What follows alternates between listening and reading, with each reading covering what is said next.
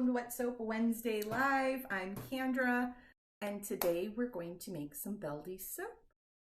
Specifically a turmeric and rice with papaya and aloe vera and cocoa butter and a little bit of castor oil for extra bubbles, olive oil and coconut oil. Now, as I said in the description for the video right down below, I'm not sharing the exact recipe I'm using today because I haven't made it in a really long time, really long time. So this is a little bit of an experimental recipe technically. So hopefully my notes came out, i.e. I was able to read my notes effectively, because this was a recipe from my old handwritten notebook, of which I found one. But this recipe is made for my daughter, and recently this stuff just gets better and better with age. So I think it's been about 3 years since I made it, but I did have a couple jars of it left that I kept for me, but then never used. Anyway, mom used them, mom loved them, mom requested more, so that's what we're making here. Now, a Beldi soap.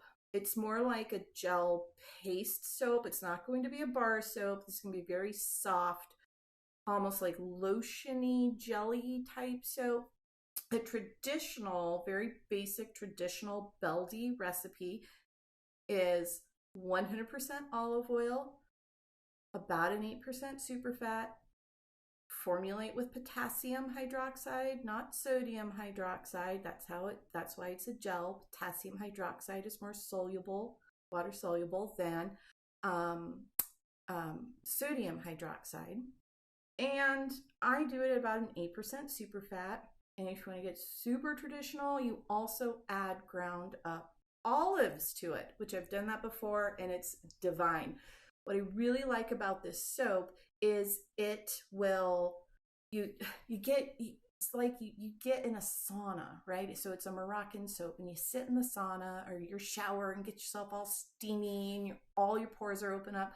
Then you put it on almost like a lotion all over, and then you leave it on for a bit, like a minute or two, whatever you can do.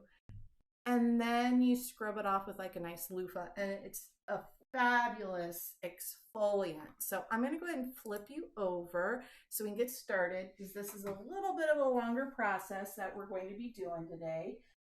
So it's not really a complicated process. It is a hot process soap, and it's just like making any other hot process soap.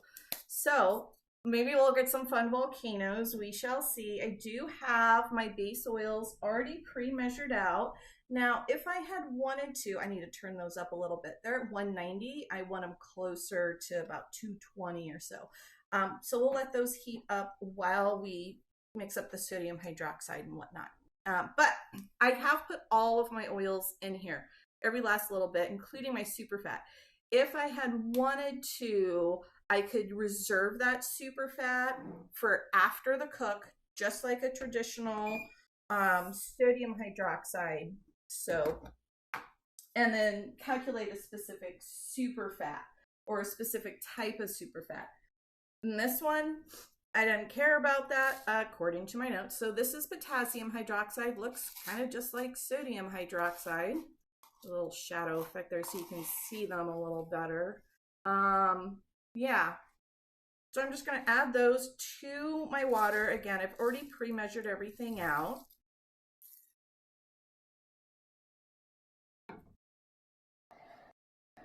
Do you hear that? I told you it was more soluble than sodium hydroxide. That was that real fast reaction of potassium hydroxide. If you were watching last week, I think it was last week. No, 2 weeks ago. Last week we did those cute gingerbread houses, but 2 weeks ago, and I tested my potassium hydroxide, and it was old. It was very old. It did not fizz when we added water to it like that. And it only got to about 146 degrees. This is 230. So I'm just going to stir this for another minute. We will not have to wait for this to fully cool down. I don't know if you can tell, I'm standing a little bit further back away because the fumes are a little bit more more than the sodium hydroxide. So it's sucking, again, my ventilation goes up and back. So just stood back a little bit more. It was a little bit potent there. Okay, so this has been stirred up, and I'm looking down with you, and it looks pretty clear. So I feel safe with no longer stirring this, which means I'm going to stir for another minute. All right, we will just set that aside until we're ready for it. So this is just, it's actually 1.1 to 1 sodium, potassium hydroxide and water. Next up, I have some rice water. So the total water in the recipe is, it's about 2.2 water to 1 part potassium hydroxide. So I do use what some soap makers call a full water amount on this one, which just means I didn't discount anything from the default soap calc. What I'm straining off here, this is rice water. So I told you in the description, I talk about all the ingredients here. Okay, rice water. Why the heck am I using rice water? And why didn't I use rice water for the lye water? It's because I don't like using anything for my lye water.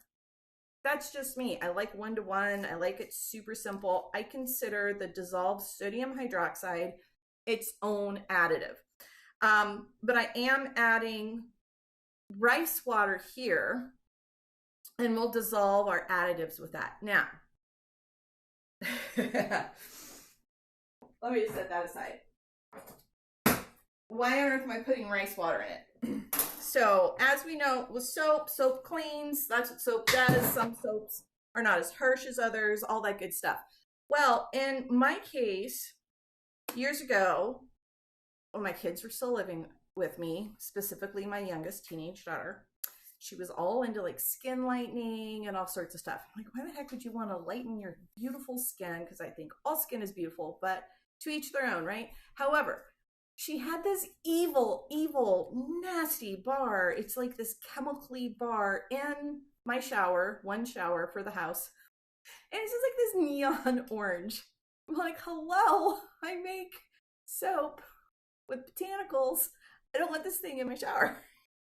So the whole motivation for concocting this recipe was to trick my daughter into thinking she could use my soap and not this, it was like this kojic acid skin lightening bar. It's soap. It's supposed to clean. Me personally, I don't think that has anything to do with skin lightening. I don't think bar soap's going to lighten your skin. But that's why I made it. That's why these ingredients are picked out. So some of, you know, the kojic acid and things that'll supposedly lighten your skin for you are in this. But it's soap. So, you know, take what you want from that. So what I have in here, I have some aloe vera and I have some papaya extract and my rice water. So we're going to make a nice little, I guess more than a slurry, just some extra water. I'm just dissolving this all. It's just some papaya extract and aloe vera. So I'm essentially getting, I guess, the juice of rices, papayas, and aloe vera reconstituted here. This is additional water to my 1 to 1. And this does come out, I mean, this soap, it's such a pretty amber color from the additives. And it looks like I have a clump in there. So I'm just going to pop the stick blender in and get that clump declumped.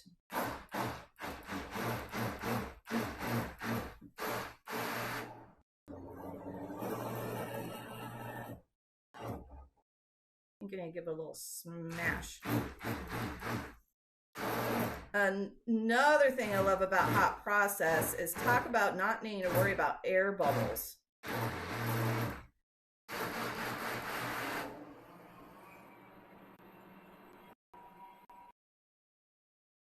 So we won't be burping a stick blender when we go to add all these goodies to our oils.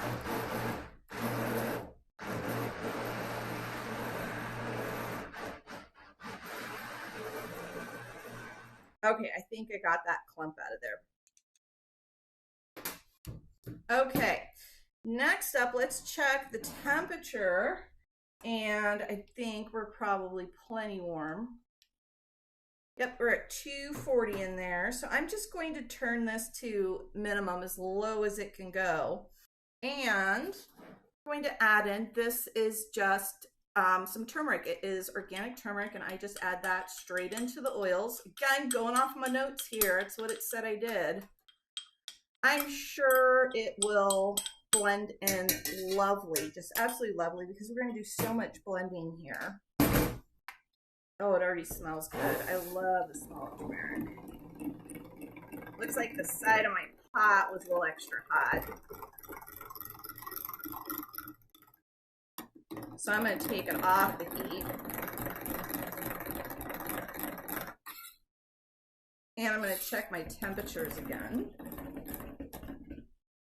We'll know if the color, well, no, I'm not like over boiling or smoking. It's still, I think it was just the sides of my pot being hot, that extra sizzling. I'm still, you know, about 230. I'm going to wait just a second here before I add the rest of the ingredients, though. You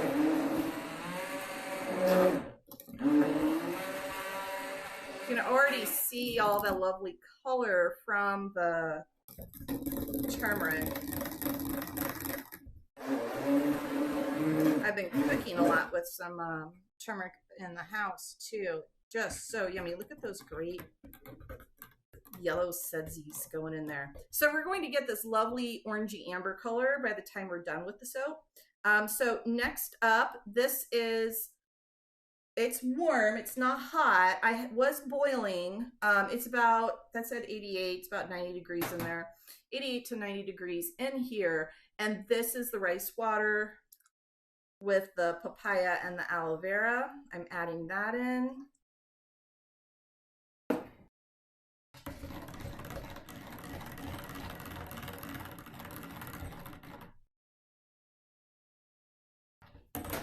And we'll probably want to put this back on the heat here down to 170 by the time we mix those up. And now we have our lye water, again, potassium hydroxide.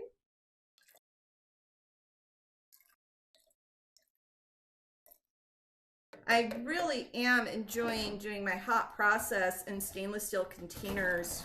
Look at that color change. You see that? Isn't that beautiful? With stainless steel containers and a hot plate. Look at that. Look at that. Oh, I love it. I love it. It's so pretty.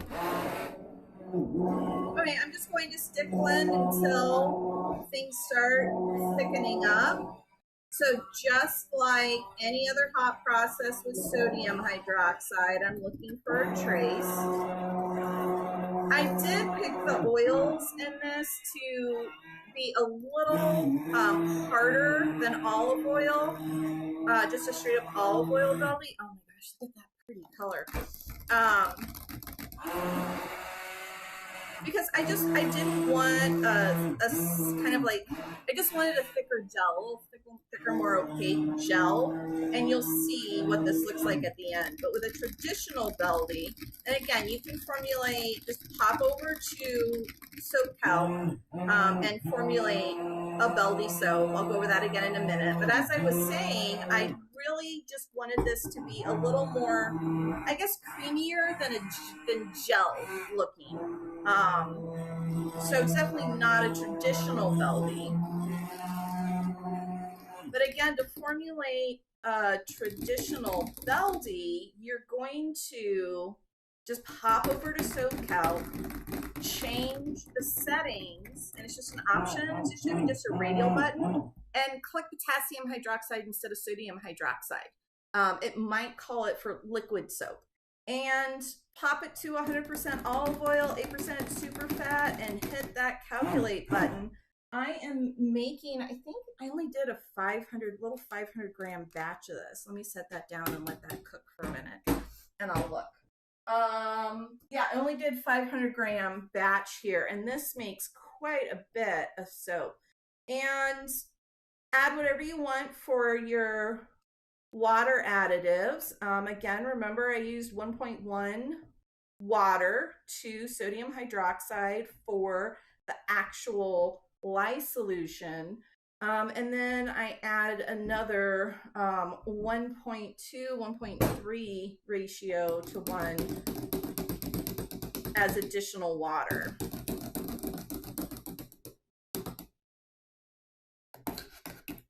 Just gonna kind of make us, I should really let that just kind of cook for a minute. Hi, Inga.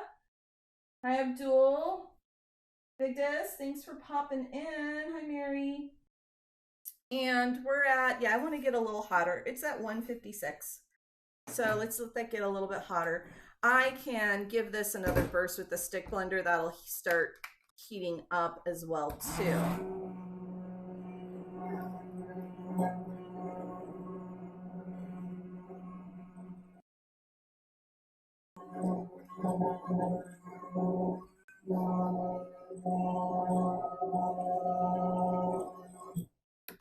But if you're new to soap making and you haven't done any of your own formulations, I do highly recommend the my course over at soapyfriends.com, the Ultimate Natural Soap Making course. And it does go over creating your own formulations, and there's full walkthroughs of fatty acid profiles, soap calc, not just, you know, how the math part of it works, but also how to read all those extra numbers and those fatty acid profiles to kind of troubleshoot your soap before you make it.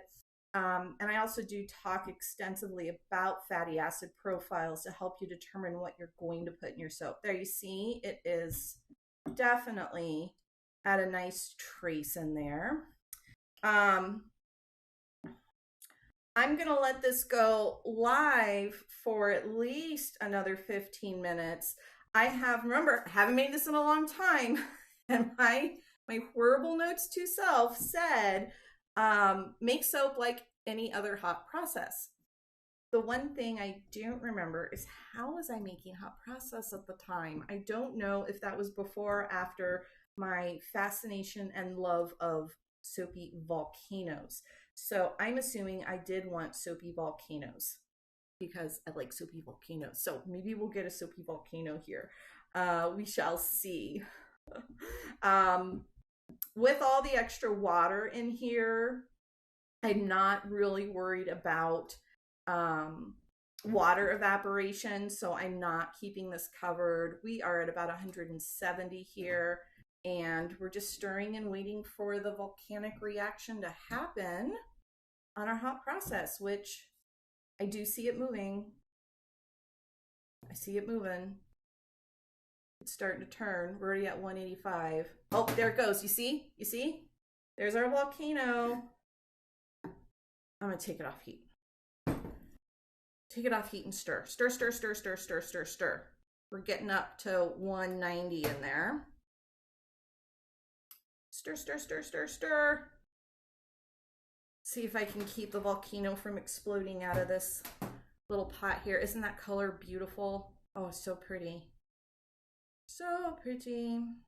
Orange is one of the most staying natural botanical colorants to get. This will darken up quite a bit as it becomes a little more translucenty.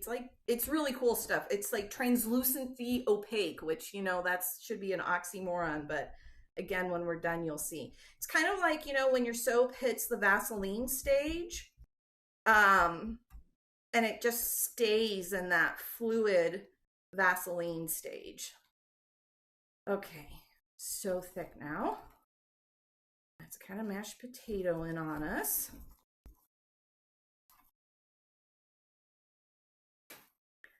So if I did this, if I should have done this my old way of hot processing, that would have been, I think I do want to cover that now. That would have been putting it in a crock pot and going super low and slow, getting a trace, and then just letting it simmer for an hour or two. This is much faster. And I'm just going to let that simmer and cook away in there. It's bubbling up there. I'm reading a 180-ish through the top. Sides are about 100 degrees. I'm not sure how much difference there is outside to inside. to figure out what's like deep inside, but it's going to be hotter all the way deep inside the pot. So now we're just waiting.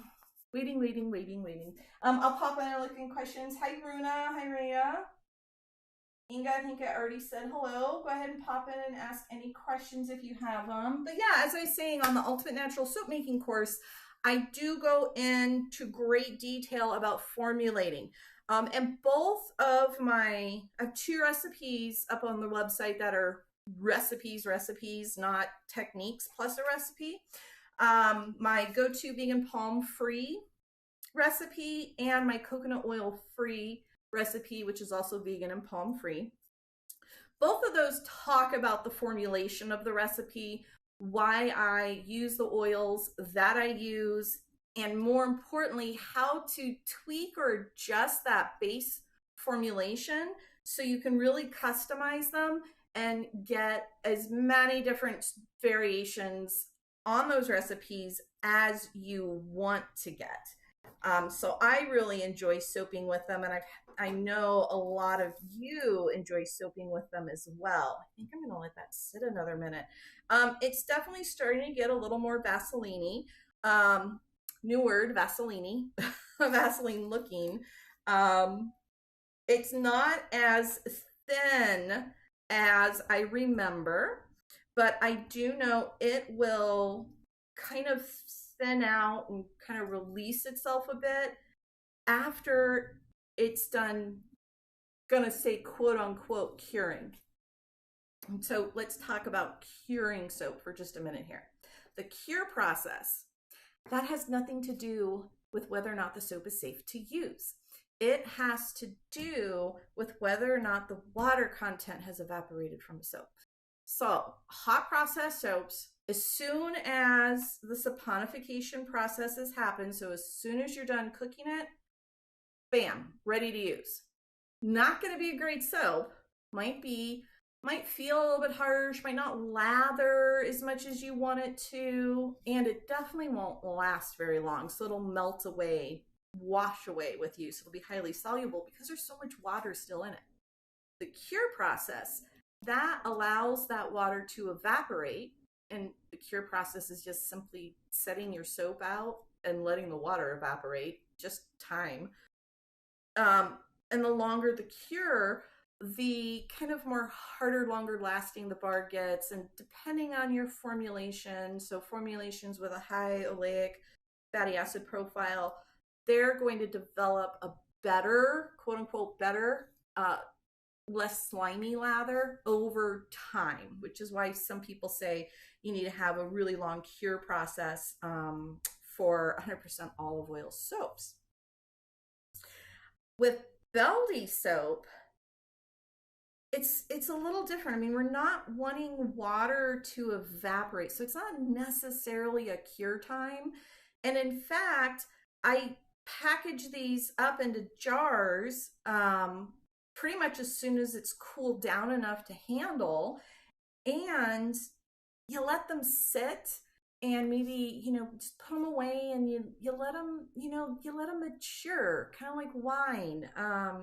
Penny Cryer, good soupy friend on Facebook, I think she calls it letting it rot, kind of rot or sequester.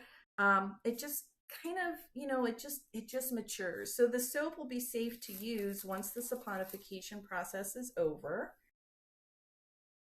which it's looking like we're mostly there, but I'm definitely feeling like I don't have as much water in here as before. And again, just going from memory, but I'm not going to add any more water. And the reason why I'm not going to add any more water is because I want to let this fully cool down and finish all of its glorious sequestering and maturing before I make that decision.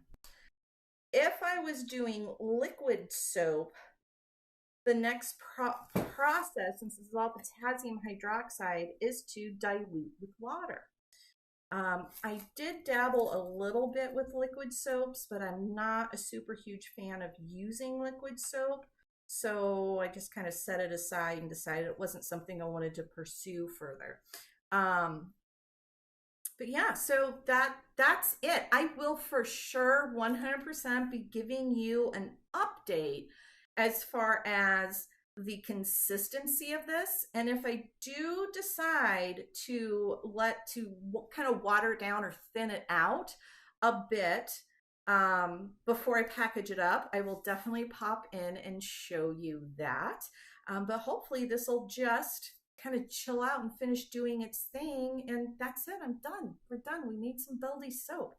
It will be amazing and awesome once it's all sequestered and ready to use. And maybe we will or will not add some more water. If we do, I'll probably make some more rice water and do that. But there you go. That was quick down and dirty hot process, little mini volcano, and potassium hydroxide for Beldi soap paste. Hi soapy friends, I think I'm live again. It looks like it's frozen. I don't know, we'll find out. Okay, I just wanted to do a quick update with you. I still feel like I'm frozen. Oh my goodness. Okay, anyway, I think it's fine. Okay, I'm just gonna go for it. So this is, let me flip you over. I don't have my mouse with me. Totally impromptu, I wasn't gonna do this, but I walked past the soap and it just looked, it's going great. It's going great. Okay. So I'm just going to show you inside with me. Let me take this off. See, that's what I meant by opaque transparency or transparency opaqueness. All those funny words I was making up. Let's give this a stir. It's still really, really thick, but it's definitely loosening up. And I want to go ahead and put the lid back on this. So I'm just going to be here for a minute. But this will continue to loosen up as it kind of cools down. Remember how super thick it was? I mean, it's still pretty thick, but look at the top of it just softening up there. Isn't that cool? Look at that.